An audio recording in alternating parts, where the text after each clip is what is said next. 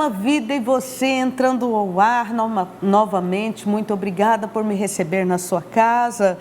E o programa Vida e Você sempre traz assuntos que são interessantes para o nosso dia a dia, serviço de utilidade pública ou assuntos do cotidiano que nós precisamos estar a par, que todos nós deveríamos saber alguma coisa a respeito. O programa Vida e Você tem a intenção de ajudar você no seu dia a dia, trazendo uma palavra de ânimo, uma palavra de conforto, de esperança e também estes assuntos da nossa sociedade, da nossa vida. Hoje eu tenho aqui pessoas, convidados muito especiais, mas daqui a pouco eu falo sobre eles. Eu quero primeiro dizer a você que me escuta, que me assiste, que se você está passando algum problema, alguma dificuldade, você pode ligar no 4007-2910, é o nosso Disque Oração na Igreja Fonte da Vida. Nós queremos orar por você, nós queremos conversar com você. Não passe problema sozinho, não temos todas as respostas, né? Não precisa você esperar que vai encontrar respostas pré-fabricadas num Disque Oração, não vai. O que você pode encontrar é ajuda e alguma orientação, né? Talvez a gente te dê aí alguma orientação, mas orar por você, com certeza nós vamos orar. E o nosso Disque Oração em Brasília, aí a nossa televisão está em Brasília, é o 3343-2444, 3343-2444, você pode ligar para a gente, está aí na sua tela. Não passe problema sozinho, não precisa passar por isso sozinho. Você pode receber oração, você pode ser ajudado pela fé. Os nossos convidados hoje são mais do que especiais e o nosso assunto hoje é interessantíssimo. O nosso assunto hoje é autismo, o espectro autista, acho que eu falei certo. Então, nós vamos conversar sobre isso hoje com o Dr. Jim Allen, que é psiquiatra. Tudo bem, doutor? Tudo ótimo. Muito obrigada. Grato também, estou aqui. Muito obrigada por estar novamente aqui no nosso programa. E eu estou também com a Cássia Gouveia, que é presidente da Associação de Pais e Amigos dos Autistas do Estado de Goiás. Muito obrigada. Obrigada, Mr. Rúbia. É um prazer estar aqui novamente com a senhora. Cássia, me responde uma coisa. A Associação de Pais e Amigos dos Autistas, a sigla é AMA, não? AMA. AMA, isso. Há quanto tempo ela existe em Goiás? Ela já existe em Goiás há 21 anos. 21 anos? 21 anos. Que coisa boa, Ela né? começou com um grupo de mães em 2000, quase 20 anos na verdade, em 2000. E para começar a conscientização, porque naquela época não existia nada, né? Nem os médicos sabiam o que era autismo. Então ela está desde meados de 2000. Desde meados de 2000, ajudando famílias. Sim. Aqui em Goiânia, aqui em Goiás, que tenham um autista na família. Doutor, podemos dizer que o autismo é hereditário?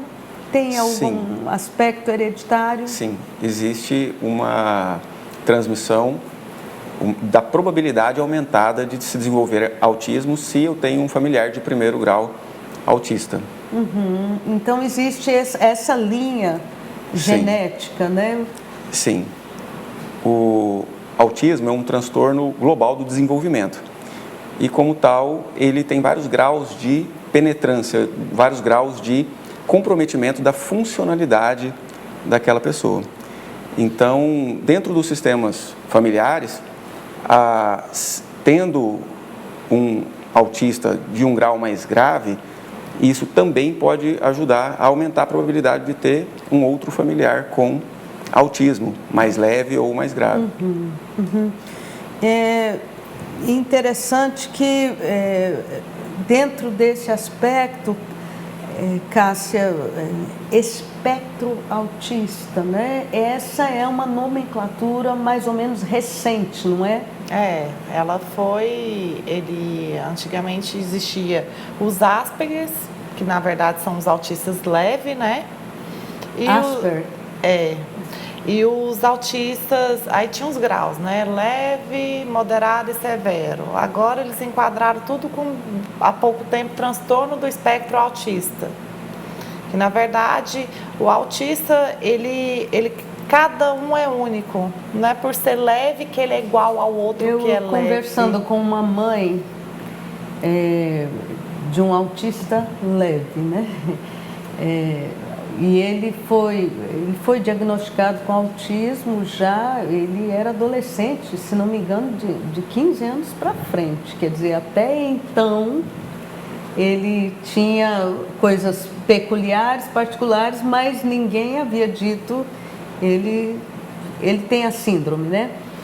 Então, conversando com ela, ela me disse, olha, ele é diagnosticado como autista leve, né? Mas de leve não tem nada. Nem para a família, nem para ele próprio, né? Então, Exatamente. Igual, às vezes você acha que um moderado, um exemplo, a sensibilidade auditiva que o autista tem. Às vezes o leve tem uma sensibilidade auditiva e o severo não tem essa sensibilidade auditiva. Os sons são muito agressivos para eles, não? Exatamente. Então, assim, a gente fala que é uma montanha-russa. Você conviver com autista é uma montanha-russa. Hoje está bem, mas amanhã pode acontecer uma simples mudança de rotina, mudar tudo. Isso tanto para o leve, quanto para o moderado, quanto para o severo. Uhum. E, inclusive, os sintomas, eles se modificam de uma pessoa para outra. A intensidade deles. Então, o autista sempre vai ter uma dificuldade de sociabilização, sempre não, no leve tem muito pouco, que seria o Asperger, que é o autista leve, que tem preservada a capacidade intelectiva, né, cognitiva, porém tem uma dificuldade muito grande de sociabilização. Mas, de um modo geral, a dificuldade é na comunicação de expressão. Ele tem dificuldade em expressar os sentimentos e tem dificuldade de perceber os sentimentos que os outros expressam. Doutor, essa síndrome, a gente chama de síndrome, ela é uma síndrome do desenvolvimento global. Isso, porque aparece logo na infância. E eu não sei como é que eu poderia formular a questão, mas eu vou falar como a gente falava antigamente, né? Uma vez eu ouvi uma história que não deve ser comprovada cientificamente, mas associando o autismo a determinadas vacinas que são dadas muito cedo na criança, não é? A criança sai da maternidade vacinada. Sim. Mas eu penso que não tem uma correlação científica, pode se associar? Que eu saiba, não. Porque a gente confia no que foi submetido a método científico. E os estudos têm um método para provar algo. E é até perigoso a gente fazer uma associação como essa, né? Porque hoje em dia existe um movimento das pessoas mais naturalistas que se afastam um pouco do uso de vacinas. Sim, então, principalmente Estados Unidos. hoje em dia, com a facilidade da internet, as pessoas escrevem coisas que podem ser verdade ou podem não, inclusive sobre a vacina, né? Que na verdade ajuda muito as pessoas não desenvolverem doenças, mas algumas pessoas acham que não deve vacinar, então acaba aparecendo um monte de motivo para não vacinar. Esse estudo que eles falam foi feito, na verdade foi feito num povoado, numa aldeia na Europa, que eles fizeram, mas assim, não teve embasamento científico nenhum. E a parte da população não vacinou e parte da população vacinou. E assim, mas não tinha pesquisa genética, não tinha nada, e o que eles falaram é que quem tomou vacina teve mais maior probabilidade do autismo, mas Em contrapartida, eles omitiram nessa informação desse estudo, nessa pesquisa, de que a mortalidade infantil foi altíssima. Então, teve isso também. Então, assim, não teve uma correlação. Simplesmente, uns pararam de tomar, outros continuaram tomando e eles não tiveram um estudo genético, não teve um estudo científico em relação a isso. Porque fica... eu sei que nos Estados Unidos existe ou existiu. Ultimamente não se ouve falar muito a respeito. Uma onda contra a vacinação de crianças por causa deste estudo, o que é perigosíssimo, porque hoje em dia a gente lida com supervírus, superbactérias, não é? O índice de mortalidade infantil, quando os pais não vacinam, privam as crianças da vacinação, parece que faz assim, ó, sobe, né? Então é perigosíssimo um negócio como esse, né? Nosso assunto hoje é autismo. Quem sabe você conhece alguém aí que está com essa dificuldade em casa, que tem parentes, que tem filho, sobrinho com autismo. Dá uma ligadinha agora, fala, sintoniza no Vida e Você, que o assunto está interessante. Daqui a pouco a gente...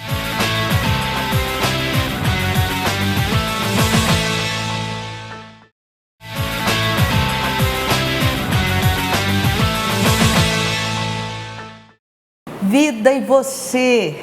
Hoje estamos falando sobre autismo, sobre o espectro autista. Estamos com o Dr. Jim Allen, que é psiquiatra, e com a Cássia Gouveia, que é presidente da Associação de Pais e Amigos dos Autistas do Estado de Goiás. Cássia, eu te perguntei, fiz uma pergunta aqui em off, essa associação é ligada a outras associações no Brasil ou é uma associação voltada para o Estado de Goiás aqui? Ela é voltada para o Estado, a gente não tem nenhuma ligação com outras associações. É uma ONG? É uma ONG. Elas são, nós temos parcerias, né? A gente tem o Reunida, que é uma rede unificada internacional, que a gente participa do Reunida, que tem os membros de honra é a própria Berenice Piana, que é a coautora da lei federal, que deu todos os direitos ao autista de uma pessoa com deficiência. Uhum. E a gente é mais estadual mesmo, é mais estado, Goiás. Uhum. E como é que funciona? Qual é o objetivo da AMA? Ela visa atender, ajudar as famílias, dar soluções ou caminhos? Qual é o objetivo da AMA? O objetivo da associação é o acolhimento das famílias e principalmente a luta pelos direitos, tanto do autista quanto da família em si, porque não adianta você tratar o autista e não tratar a família. Uhum. Porque a família adoece junto, igual a gente fala, não adianta você querer que os filhos estejam bem se os pais não estiverem bens. Então a gente luta, dentro desses direitos, acesso à saúde, acesso à educação, acesso ao lazer. E a gente tem um projeto desde 2016, que é a criação de um centro de referência do autista no estado. Uhum. Ele está caminhando, mas... Você é mãe de autista? Sou. Sua criança está com quanto tempo? Ele tem 10 anos. 10 aninhos. Ainda existe preconceito, você acha, na escola? A minha pergunta existem escolas que podem rejeitar a matrícula de um autista? E quando isso acontece, a família tem direitos? Pela lei, tanto a lei de inclusão quanto a lei da 12764, escola nenhuma pode recusar a matrícula não só do autista, mas qualquer pessoa com deficiência. Ela é obrigada a aceitar a matrícula, desde que tenha vagas disponíveis para todos. Mas na prática não é isso que acontece. Às vezes a escola até aceita a matrícula, mas deixa o aluno jogado no canto. Não tem a estrutura para ajudar aquela criança, né? Na verdade, Bispa, hoje eu vejo de forma diferente, não é nem questão de estrutura, é questão de não querer, de não ter interesse, porque se você parar para pensar, a população com deficiência gira em torno de 24%. Então, a população é, assim, significativamente pequena em relação à outra população, né? Então, eles não têm muito interesse, a gente percebe isso, e isso é na prática, é tanto na escola pública quanto na escola particular, até as mais elitizadas.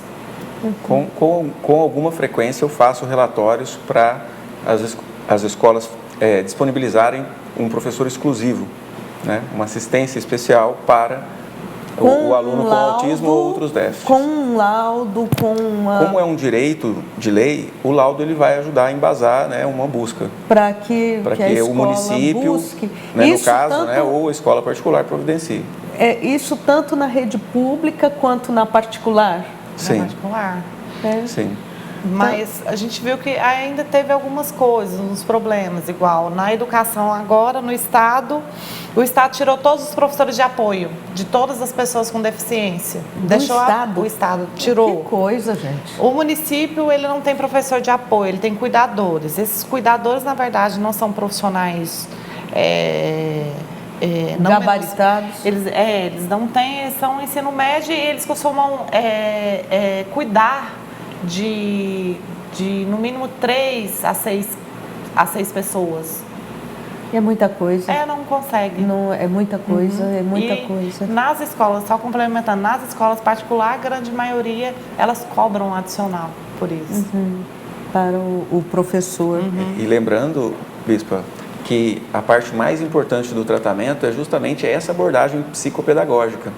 Porque a medicação mesmo, às vezes, vai servir mais para diminuir alguma agitação que tenha. Às vezes o pensamento vem um pouquinho embaralhado, tem uma medicação que deixa ela mais linear. Mas o que mais vai ajudar essa criança a se desenvolver é a assistência psicológica e psicopedagógica. Eles têm um mundo especial dentro deles, que precisa de ter o profissional que entende esse mundo para que ele possa progredir. Nos Estados Unidos tem um programa, né? É um programa público, de assistência pública, vamos dizer assim. Eles chamam de Early Intervention, quer dizer, a intervenção antecipada.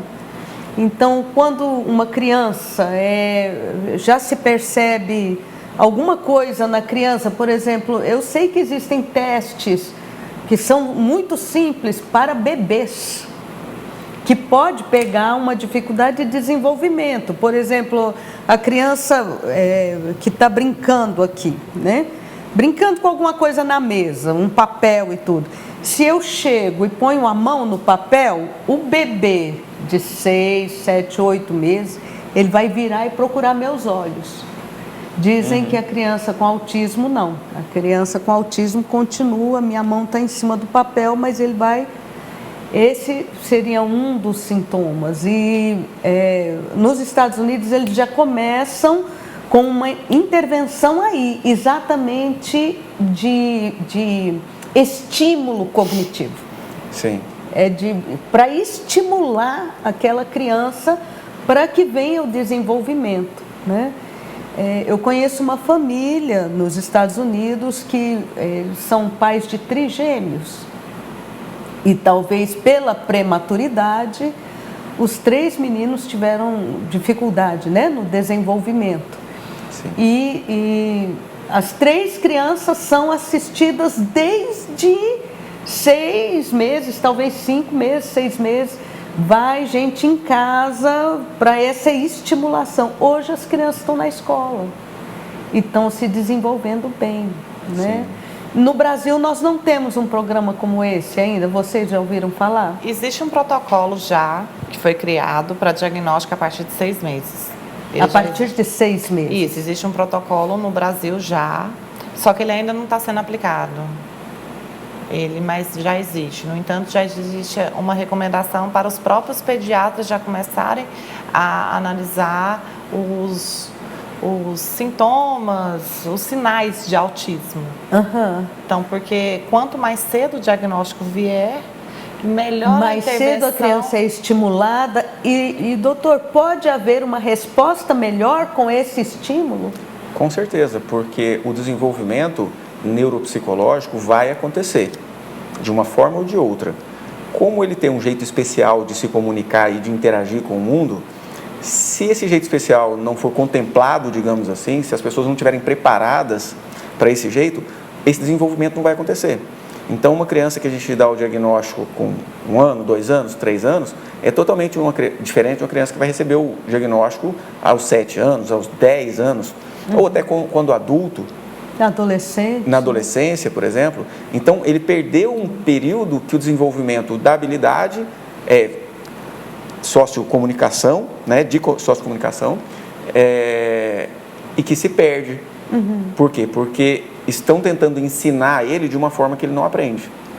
Então, quanto mais precoce o diagnóstico, melhor é a resposta. O prognóstico, ou seja, o que vai se suceder com aquela criança.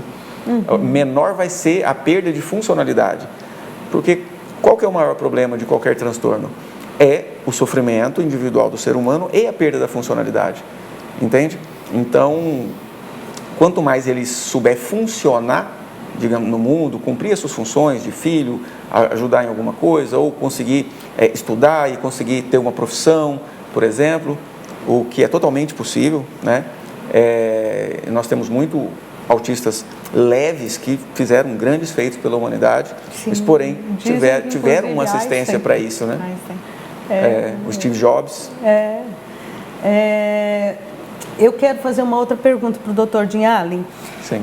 Existem comorbidades, por exemplo, uma síndrome, uma outra síndrome associada com o autismo, uma outra dificuldade, um outro problema associado com o autismo? Sim. Muitas vezes o autismo vem acompanhado do déficit de atenção e hiperatividade. Então, é uma criança que fica mais acelerada. Eventualmente, pode ter psicose, né, assim, associada como uma comorbidade. Pode ter uma depressão junto, porque a depressão, aquela dificuldade de lidar com o ambiente à volta, faz com que ele tenha um sofrimento emocional, psicológico grande. Então, muitas vezes desenvolve a própria depressão, sensações de medo, né? Se a família não estiver ajudada e preparada para esse tipo de coisa, pode vir muito sofrimento daí, né? Sim, com ajuda já é difícil. A família, quando recebe o diagnóstico, olha, seu filho tem autismo, elas vivem um certo luto, né? Assim, é como se fosse a perda daquele filho perfeitinho que elas imaginaram, que elas sonharam tanto. Então, essa assistência à família, até para que essa criança não se sinta excluída, né?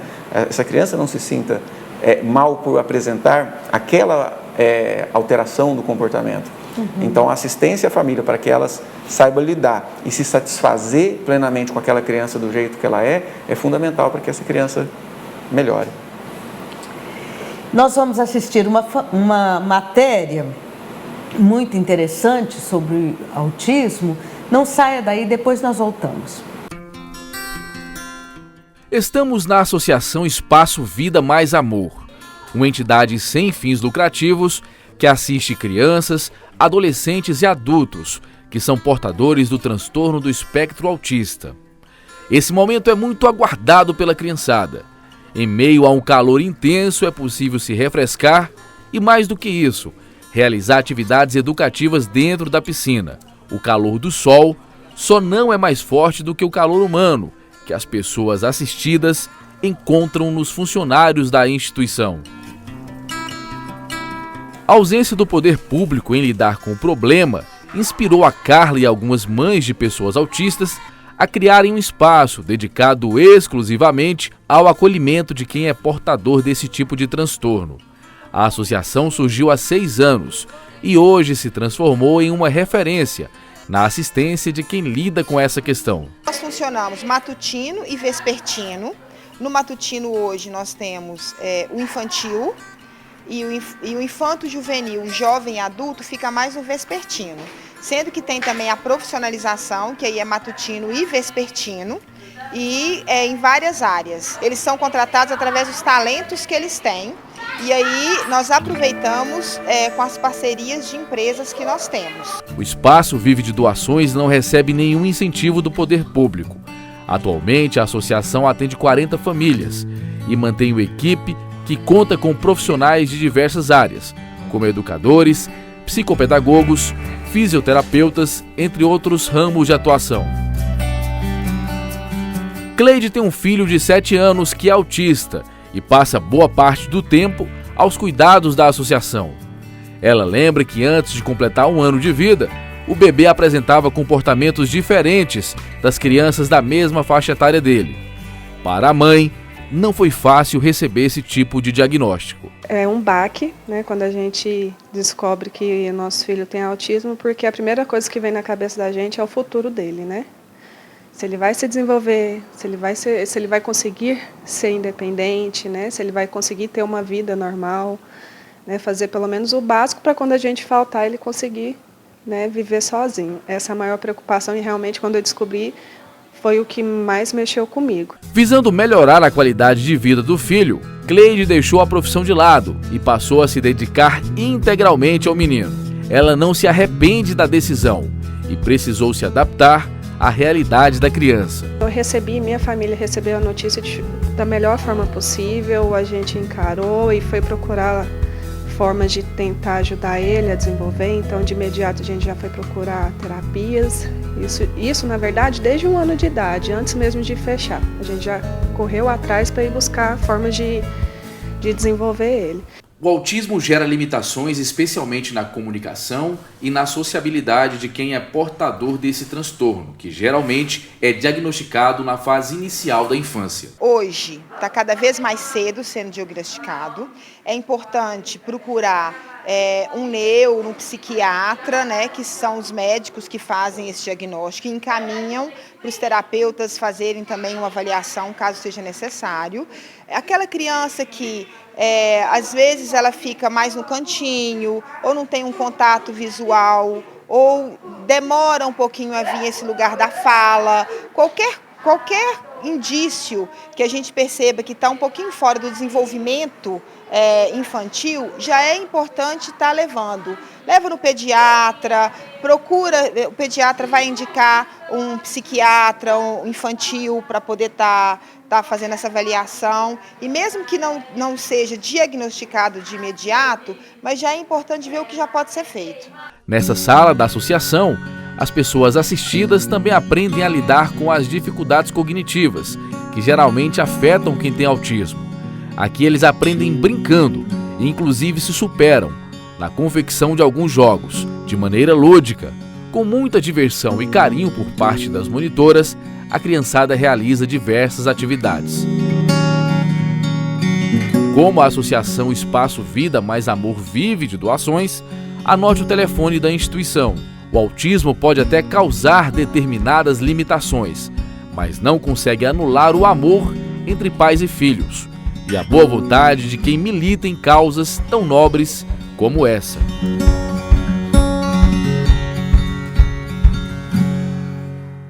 Programa Vida e Você, hoje com um assunto interessantíssimo. Estou aqui com pessoas que eu agradeço muito a presença, tanto a Cássia Gouveia quanto o Dr. Dinhali. Muito obrigada novamente pela presença de vocês. Cássia, você nos contava aqui em off, né, uma história de um autista que deu uma palestra, foi isso? Foi. E ele explicando as emoções dele em relação à família? Isso, ele falava o seguinte, que até mais ou menos os 5, 6 anos de idade, ele achava que morava com 4 pessoas, né, que eram os irmãos e o pai e a mãe, que quando ele precisava recorrer, ele ia para o pai ou para a mãe, mas não tinha uma relação mais afetiva, mais... É como o autista sente. Só que aí, com o passar do tempo, a mãe começou a entender o que ele gostava. Ele gostava de muito assistir filmes da Disney, então a mãe pegou uma vez, queria ir para fazenda, pegou a televisão, pegou o videocassete e carregou para a fazenda.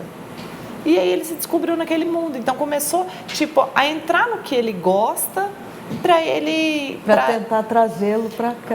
E para ele sentir, ele começou a sentir um carinho especial pela mãe. E pelo pai foi o seguinte, o pai começou a assistir os filmes da Disney com ele, aquele momento de sentar, ficar parado sem fazer nada, olhando o filme, ele fez isso. E aí eles começaram a ter uma relação. Foi isso que ele conseguiu. Ele falou assim, porque muitas das pessoas falam que o autista não ama ninguém. Ele ama. Só que ele ama a essência da pessoa que ela é, não o que ela te proporciona. E também eu acho que a grande dificuldade é a expressão, não é? Expressão. A expressão. É uma expressão diferente da nossa. Sim. Totalmente diferente da nossa. E quando se revela essa expressão, ela é sempre extremamente sincera. Exatamente. Que coisa, né? Uma vez eu, conversando também com uma mãe de autista, ela colocou muito a questão da ingenuidade. Por exemplo, fica uma pessoa ingênua, é isso? Acontece? Pode acontecer? Sim, porque quando ela gosta da pessoa, ela realmente gosta daquela pessoa. Então, assim, ela acredita. Mesmo que tenha já 15, 16 anos, sabe? Sim, sim, ela até que alguns até criam uma certa dependência pela pessoa em relação. Doutor Diale, o que é que as pessoas precisam saber? Eu vou fazer a pergunta para os dois. O que seria interessante saber para que esse processo de inclusão seja de fato efetivo, né? Porque ainda existe preconceito. A gente vê muito agora, a televisão tem lançado propagandas a esse respeito, né? Ou rede social, a gente está vendo aí algumas propagandas a esse respeito. Se uma criança está dando uma birra fenomenal, né? Não julgue. Pode ser que aquela família esteja com um problema com um autista, né? E tal. Então, o que as pessoas deveriam saber para que exista de fato uma inclusão do autista, já que a prevalência é grande na sociedade, né? Você me falou de questão a cada 50 nascidos. Cada 50 pessoas ou 50 mil pessoas? 50 nascidos. 50? É uma prevalência grande, né? Sim, sim. E existe uma outra pergunta que eu quero fazer. É mais comum em meninos do que em meninas. Eu já ouvi falar isso. Tem alguma justificativa, doutor, para isso? Que eu saiba, não. Uma justificativa é que algumas doenças se manifestam mais em meninos ou mais em meninas. Existe uma hereditariedade genética que, de alguma forma, pega mais os meninos mesmos. Mas não tem uma explicação para isso na medicina? Não. Eu acredito que o que é mais importante para a gente realmente contribuir para o desenvolvimento dessas crianças é abrir mão da ilusão do controle. A ilusão de que a gente é que sabe o que é bom para outra pessoa, a gente é que sabe como que ela tem que ser, a gente é que sabe como que ela tem que comportar, como que ela tem que se relacionar com as pessoas, a gente que sabe que ela que tem que ir no cinema, se ela não quer sair, a gente cria aquela expectativa. Então, esse processo de inclusão do autista é um olhar para ele apenas como diferente, não pior nem melhor, mas diferente. Uma via, quem garante que a normalidade é melhor ou pior? A normalidade é só o que a maioria, como a maioria se comporta, ou o que a maioria acha. Mas não quer dizer que a minoria esteja errada. Então, aquele jeito de viver do autista, ele tem que ser respeitado. E quando a gente respeita esse jeito dele ser, ele consegue se desenvolver e se expressar como ela descreveu nesse relato. Cada um deve ter o seu ritmo, né? Exatamente. E eu gosto sempre de falar uma coisa, que ser humano é igual. Ninguém é igual, todo mundo é diferente. Então, por que não respeitar o que sai um pouco da curva? Exatamente. Exatamente. Respeito, permitir que o outro seja como ele é. Entende? Que ele tenha o auxílio que ele quiser, que ele precisar, que ele possa se desenvolver e escolher, de repente, agir de uma forma diferente. Porque também é sofrido para o autista ter aquele rigor, entende? É como se sair do caminho da escola causa um sofrimento nele. Para nós é como se fosse passar perto de um cachorro bravo, por exemplo. A sensação nele tem sofrimento também. Então tem uma parte que ele quer mudar. E se a gente oferece recursos para que ele consiga diminuir aquele sofrimento nele, ele vai mudar. Mas tem partes do jeito de ser que ele não quer mudar, não está fazendo ele sofrer, e os outros que ficam querendo que ele seja diferente. E isso que não faz sentido, porque ele não vai ser diferente pela vontade dos outros. Ele vai sofrer mais quanto mais fiquem apontando o dedo. Seja assim, seja assado, não faça isso, não faça aquilo. Com certeza. Né? Nós fizemos uma viagem há pouco tempo, e uma viagem longa, e aquele processo todo de aeroporto, porque o processo de aeroporto é cansativo, né? E esse processo todo de aeroporto, à nossa frente estava uma família com uma menininha. Olhando para ela, eu acho que ela deveria ter entre 10 e 12 anos, mas deveria ser um autista severo, porque ela não falava, né? Estava no carrinho, os pais empurrando, a criança andava, depois eu vi a criança andando e tal, mas os pais empurrando para passar naquela vistoria do aeroporto.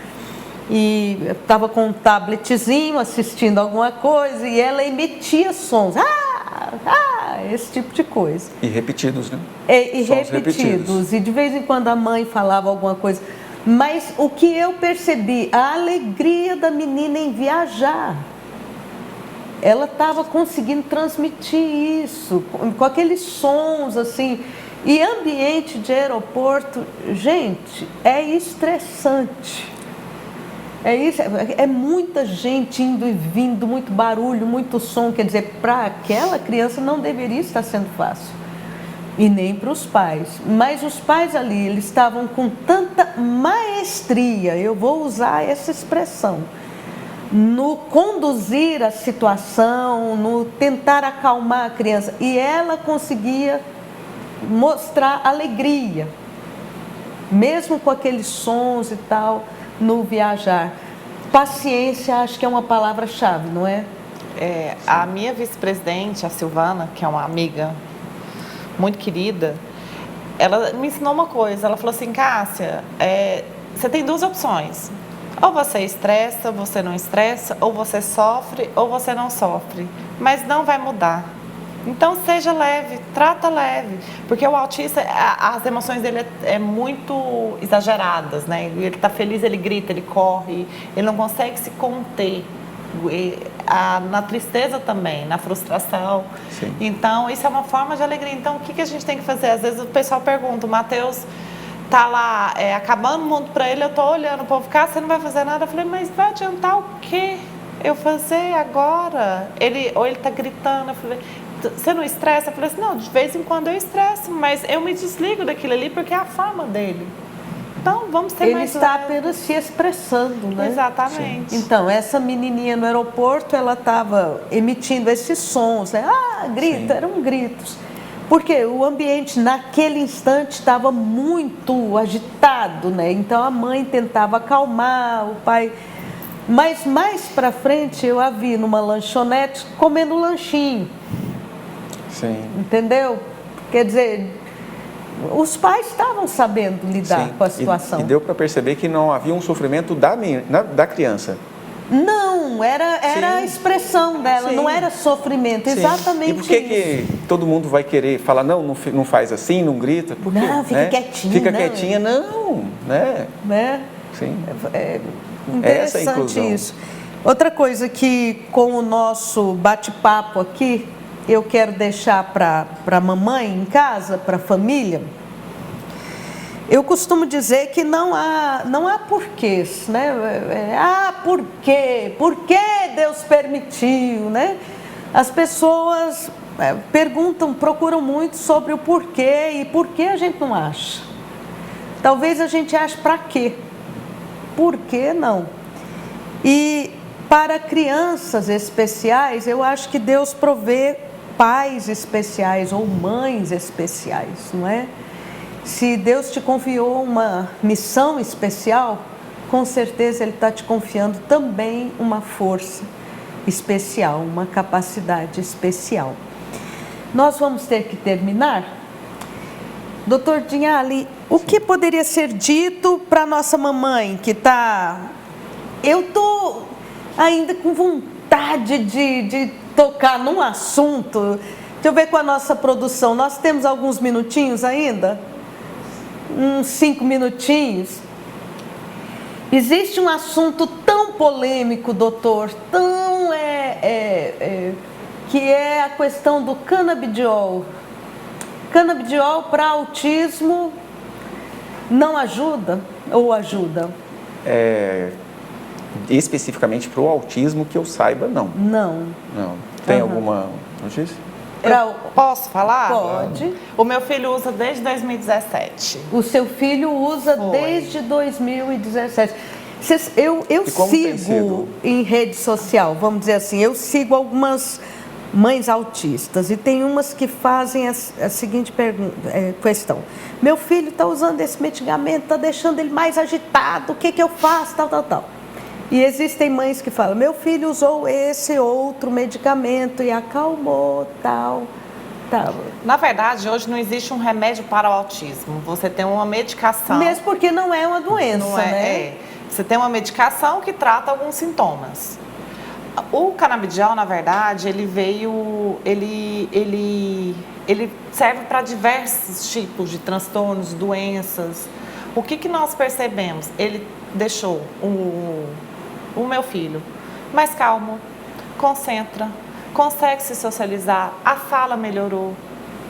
Eu falo assim que foi um divisor de águas, antes do canabidiol e depois do canabidiol. Hoje eu falo. Hoje ele está no Brasil como medicação, ele está autorizado pela Anvisa. Em dezembro de 2019, a Anvisa autorizou a comercialização, a importação e comercialização dentro do Brasil. Só tem uma associação no Brasil que hoje faz a comercialização, que faz a produção e a comercialização, que é a Abrace, na Paraíba.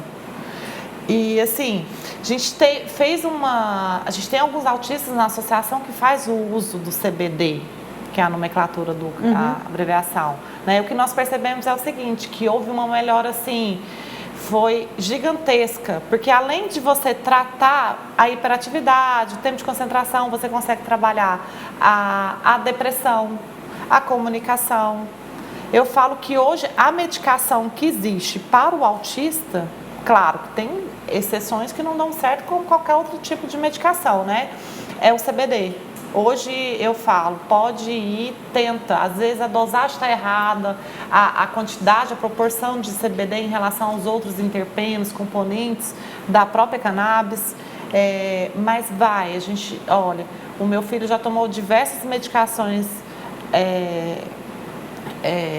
farmacêuticas, né? E ele teve sérios problemas com essas medicações. Ele teve reações gravíssimas com essas medicações. Então, a gente fez todas as tentativas. E, assim, além de tudo, ele não trata só o autismo, ele trata a depressão, ele trata a Não convulsão. estamos fazendo propaganda do remédio. Porém, isso é muito polêmico. Exatamente. Tanto Bispa. na medicina quanto na sociedade. Mas como já foi, de uma certa maneira, autorizado pela Anvisa, deveria ser olhado, né, com mais pesquisas. É uma transição, né, que toda droga, toda substância, quando tem uma primeira pesquisa que mostra que é bom para isso, que é bom para aquilo, aí causa exatamente esse burburilho, né? É bom, não é? Aí começa a ter outros estudos e mais pessoas usando. À medida que isso amplia o uso e que mais pesquisas bem baseadas no método científico, com uma confiabilidade técnica científica, à medida que esses estudos vão mostrando o benefício, também, né? aí vai liberando. Da formulação. Sim, quanto mais esses estudos até aprimoram a substância ou provam o quanto ela é boa, mas ganha confiabilidade. Aí para de ter essas controvérsias. Aí não é mais controvérsia quando os estudos mostram. Eu acredito que o CBD ele está nesse caminho aí. A diferença entre o veneno e o remédio é exatamente a dose. Verdade. Não é? Então, eu quis fazer essa pergunta porque é muito polêmico e cheio de preconceitos também.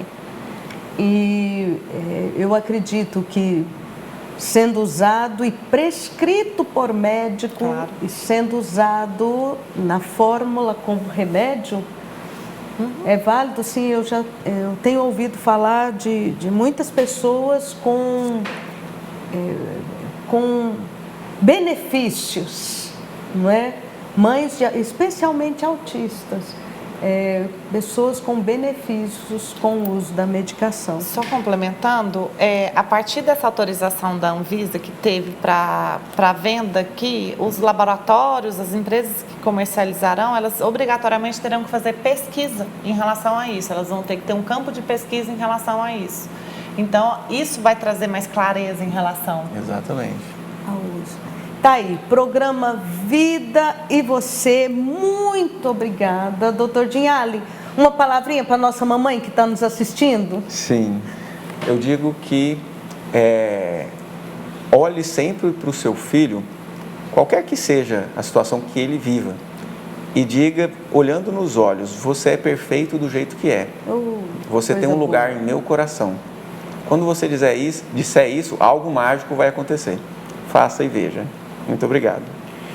Cássia, alguma coisa para a mamãe que esteja assistindo, que talvez esteja sofrendo ou acabou de receber um diagnóstico, né? E às vezes, quando as pessoas recebem um diagnóstico, é a mesma coisa de receber um terremoto em casa, né? O que eu falo sempre é que para ela, que isso não é o fim do mundo. É só o início de uma vida que você vai conhecer o amor puro, porque o autista ele te ensina o que é o amor puro, entendeu? E o que eu complemento é o seguinte, não só para as mães, mas as pessoas em volta, tanto a família, os amigos, quando chega para a mãe de um autista, pergunta para ela o que você precisa, eu posso te ajudar? Que às vezes é isso que a mãe precisa. Esses dias eu li uma frase, e é uma frase que eu vou tentar aplicar mais, né? No cotidiano, na minha experiência com as pessoas. Quando você perceber uma mãe muito cansada, não diga para ela, você está cansada, está com aspecto cansado. Não diz isso para a mãe, não. Vira para ela e fala assim, você está fazendo um excelente trabalho. Você vai conseguir. Tá aí, programa Vida e Você, muito obrigada pela participação de vocês. Até a próxima, a gente volta.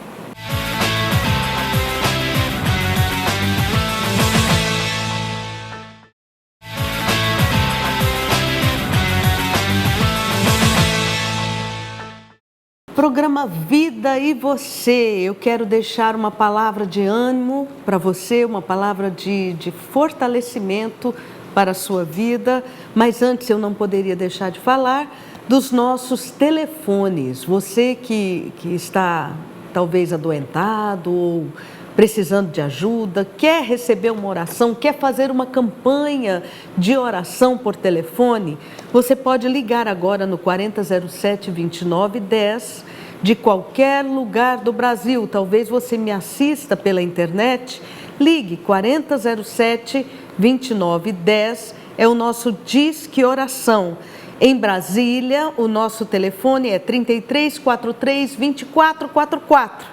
Um abraço para você que está aí em Brasília, aos arredores da cidade de Brasília. Que Deus abençoe a sua vida, que a sua semana seja cheia de graça. E o nosso Disque Oração aí é 3343-2444. Liga para a gente. Queremos falar com você, queremos te ouvir e queremos orar por você. Eu quero deixar uma palavra com você hoje. Está em Filipenses capítulo 4, versículo 6 e 7.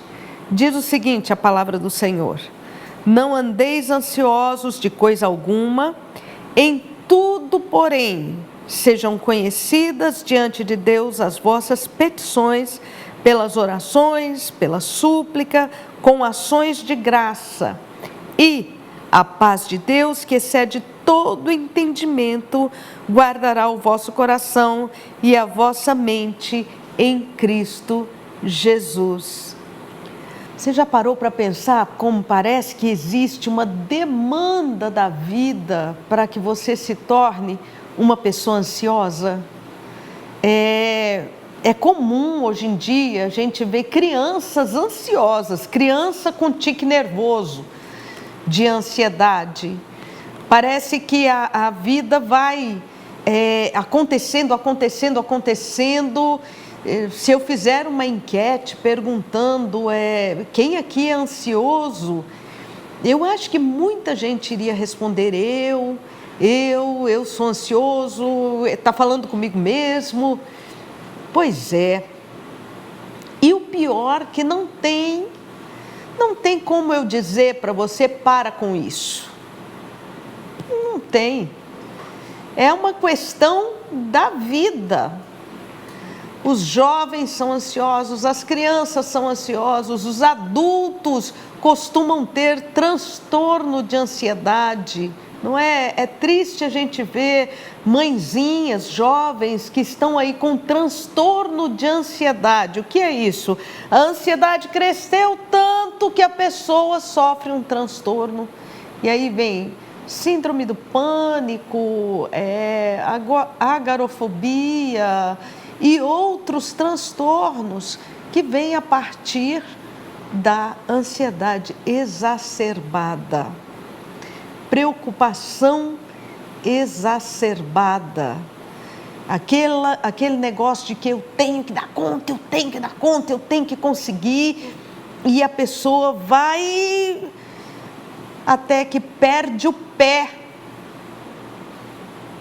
e se adoece fisicamente, adoece mentalmente, adoece espiritualmente, adoece socialmente, porque a pessoa começa a evitar aglomerado de pessoas, evitar se relacionar. É uma situação difícil, essa que vivemos numa sociedade que produz ansiedade. É nisso que eu quero chegar. A sociedade, a família produz esta ansiedade. Faz com que as pessoas fiquem ansiosas. Mas o que a palavra de Deus diz a respeito? Aqui em Filipenses capítulo 4, nós temos uma fórmula para nos ajudar a lidar com a ansiedade. A ansiedade é alguma coisa no seu físico, no seu corpo, nas suas emoções. E a Bíblia te dá uma fórmula para ajudar a domar. O melhor é falar isso, a domar a ansiedade. Qual é esta fórmula? Em tudo, porém, sejam conhecidas diante de Deus as vossas petições. Transforme a sua preocupação em oração. Transforme o peso da sua alma em oração. Transforme essa dor, este medo que você tem em oração. Fale em palavras. Diga a Deus aquilo que você está sentindo. Se você diz para mim assim, bispa, simplesmente não consigo, eu começo a orar e parece que ninguém está me ouvindo. Continue, é isso mesmo. Entre no seu quarto, dirija o seu pensamento a Deus e comece a falar. Mesmo que você não sinta que tem alguém ouvindo, a palavra de Deus diz que Deus ouve a oração. A palavra de Deus não diz, eu sinto que Deus ouve a oração. Não é isso. ou eu sinto que Deus está me ouvindo agora, ou eu sinto... Não, a Bíblia não diz isso. Os sentimentos são humanos.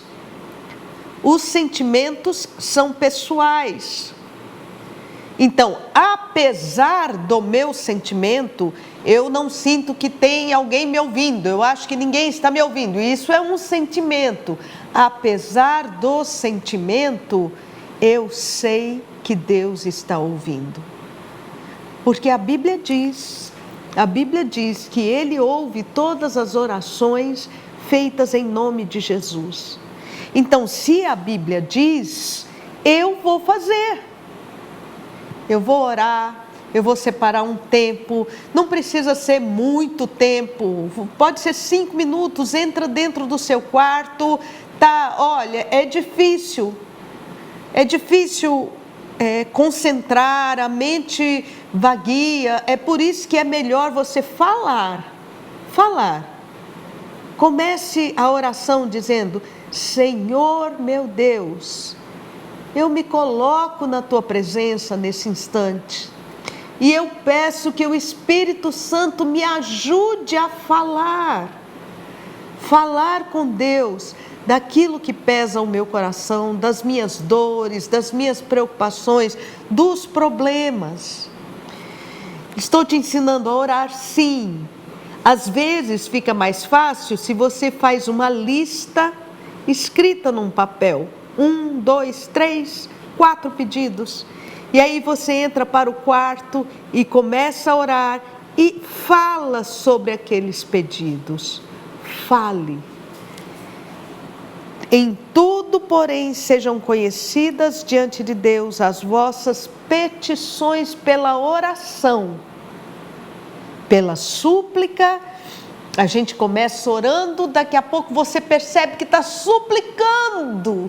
Súplica é aquele negócio que sai da alma, sabe? Aquela fala, aquela oração que sai da alma, que vem carregada de emoção, e às vezes a gente chora na presença de Deus, ou às vezes a gente fala baixinho, porque a gente diz, Deus, está tão pesado que eu não consigo nem falar alto. Isso é súplica. Pela oração, com ações de graça. E aí nós temos uma promessa de Deus. E o Deus da paz, que excede todo entendimento, guardará o vosso coração e a vossa mente. Quando a Bíblia faz essa divisão, a Bíblia está falando de emoções e intelecto, cognição e emoções, coração e mente. Deus vai guardar na paz de Deus, que excede todo o entendimento. Eu já ouvi pessoas dizendo o seguinte, a situação à minha volta não mudou muito, ou está começando a mudar, mas eu estou em paz, eu não tenho aquela chaleira, sabe? Já colocou a água para ferver no fogo? Fica aquela chaleira. Então, ansiedade é isso, é uma chaleira dentro da gente. Eu não estou com essa chaleira mais, eu estou confiando em Deus. Neste último fim de semana, o apóstolo participou do Descende, e no Descende ele falou uma frase, oração tem poder de colocar as coisas em ordem. Eu creio perfeitamente nisso. Oração tem o poder de colocar as coisas em ordem. Então ore ao Senhor e você vai ver que daqui a pouco a ansiedade vai abaixar e você vai poder continuar na graça, na fé, na esperança e com vitória. Deus abençoe a sua vida.